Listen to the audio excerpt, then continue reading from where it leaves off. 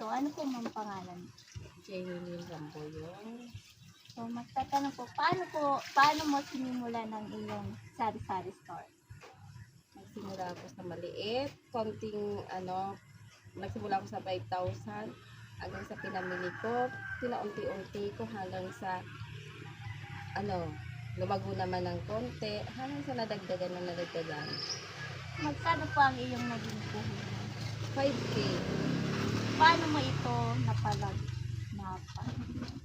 Pagka nauubos yung paninda ko, kinabukasan yung benta ko, ipapamili ko, ganun lang, routine lang, paikot-ikot lang yung benta ngayon, tapos yung mga ano-ano mo, other mo, ano pa ba to? Ayun, pinapamili ko lang, tapos hanggang sa nagdagdag ako ng konting puhunan, So, hanggang sa makaano dito, so, maging ganito na siya. ano po ang ginamit mong sasakyan sa pagbili ng mga produkto? Nung una, ano ba yung padjak lang. O kaya motor, habal-habal, ganun lang yun.